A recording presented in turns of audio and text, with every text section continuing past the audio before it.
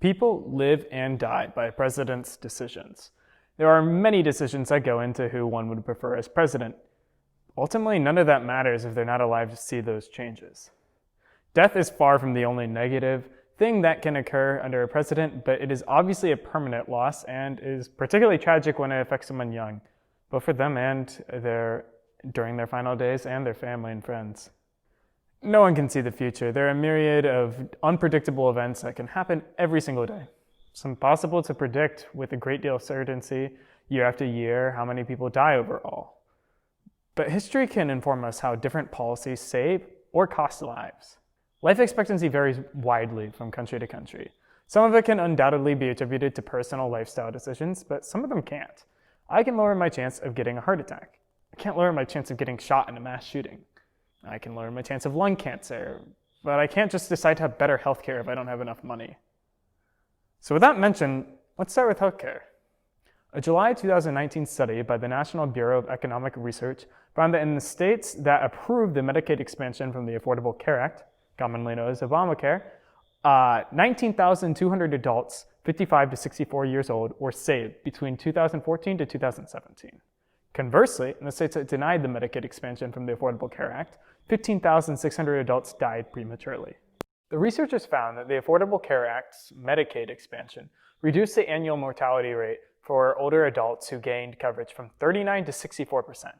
The National Bureau of Economic Research is an American private nonprofit research organization that has existed for 100 years and states that it is committed to undertaking and disseminating unbiased economic research among public policymakers, business professionals, and the academic community. There were numerous other studies that found notable reduction in mortality rates with the increasing number of people becoming insured under the Affordable Care Act, and a notable amount of people dying due to the lack of health care coverage in states that blocked the Medicaid expansion, such as the 2012 New England Journal of Medicine study, a 2014 study by researchers from Harvard and the Urban Institute, a 2014 study published by the health policy publication Health Affairs, a 2014 study in the Journal of Clinical Oncology, and a 2017 study in the Journal of Medical Care. Now, of course, Joe Biden is not Barack Obama, but considering he served as vice president under him and intends to expand the Affordable Care Act, it is certainly relevant. Joe Biden intends to create a public option, which, according to him, would extend coverage to an estimated 97% of Americans. However, his campaign website has not provided any citation for that figure or who estimates 97% of Americans would be covered. So there's certainly room to be skeptical about that exact number. Nonetheless, given the Affordable Care Act caused the number of insured to drop from 44 million Americans to 27 million Americans, approximately 40%, according to the Kaiser Family Foundation, a nonprofit, nonpartisan organization that focuses on national health issues, I believe it's fair to say that adding a public option would reduce the number of uninsured, especially when one compares the number of uninsured to other countries with a public option. Given that Affordable Care Act was found to save tens of thousands of lives, it follows that increasing the number of insured people further would save tens of thousands of more lives. On the other hand, since Donald Trump took office in 2017, he has notably modified the Affordable Care Act through executive orders. He has allowed states to add work requirements to Medicaid. Some argue that that is a fair thing to do, even if it would cost lives, but in Arkansas, which took advantage of this modification by Donald Trump, tens of thousands of people have been kicked off of Medicaid. But most of them weren't kicked off because they were ineligible under the work requirements program, but rather because they weren't able to follow through their reporting requirements, due to having to deal with websites, figuring out how to report hours effectively, and similar logistical issues. Some of the other changes Donald Trump has made to it include eliminating the individual mandate, ending cost-sharing reduction subsidies, expanding short-term plans, and slashing funds to facilitate healthcare.gov signups. And these are just some of the bigger ones. And it's a bit hard to say confidently which each of these decisions contributed to what degree to the uninsured rate. But overall, according to a 2019 Congressional Budget Office report, nearly 1.4 million additional people had become uninsured, in contrast to 17 million people that gained healthcare insurance under the Obama-Biden administration. A Gallup poll found it to be significantly higher than that, though while Gallup polls are incredibly useful, I'd be a bit more inclined to take the Congressional Budget Office's numbers on this one, given that they likely had access to much more information than a polling agency. Regardless of the exact number, it is clear that people gained insurance under the Obama and Biden administration. Lives were saved, and people lost insurance under the Trump administration. But healthcare is only one component of what determines if someone lives or dies, but it's certainly a very significant one. But the one I believe on most people's minds right now is, of course, COVID-19. A July Columbia University study found that between March 15, 2020 to May 3, 2020, had the US implemented social distancing and control measures 1 week earlier, 55% of those deaths could have been prevented. That's 36,000 lives during that time period. But on March 10th, Trump said, "We're doing a great job with it, and it will go away. Just stay calm, it will go away." Of course, it didn't, as we stand here at a time when the recorded number of American deaths is approximately 200,000, with numerous more almost certainly, but not confirmed dead. Conversely, all the way back in January, Biden was advocating for action on COVID-19. Back in March, health experts were strongly advocating all governments to test as much as possible. But the US lagged behind in testing compared to other countries, not just at the beginning, but later on as well. When comparing the US per capita death, infection, and death rate to that of other countries, some people say, well, China is lying and other countries are smaller. Okay then, let's take Japan. It has 126.5 million people living there and is far more densely populated. They are nearly 100 times more densely populated than the United States. Japan, the country with the oldest population in the world, currently has 1,349 deaths so far. The state of Ohio has 4,256 COVID-19 deaths, despite having 114 million fewer people and having no cities nearly as densely populated as Tokyo. Tokyo doesn't even have that many fewer people than the state of Ohio, and Ohio isn't even close to one of the worst states in the United States in terms of COVID. And some say, well, other countries have more obedient cultures. But South Korea, a country of 51 million people, that got its first case of COVID-19 the same day the US did, that has had 334 deaths, had 1.5 million people protesting in the capital with 400,000 others in regions back in 2016 over a scandal with the president. That is a ridiculously large fraction of the country protesting against their own leader. They had a really great governmental response. It wasn't all due to culture. While Biden's initial comments were not very specific, he has since then called for a 3-month national mask mandate, which, according to the Center for Economic Policy Research, between the months of April and May would have saved 40,000 lives. Trump, on the other hand, refuses to implement a mask mandate. Biden has also said that he'd have a national lockdown as scientists recommended it. And according to the scientific journal Nature, the lockdowns that occurred in Europe saved 3.1 million lives.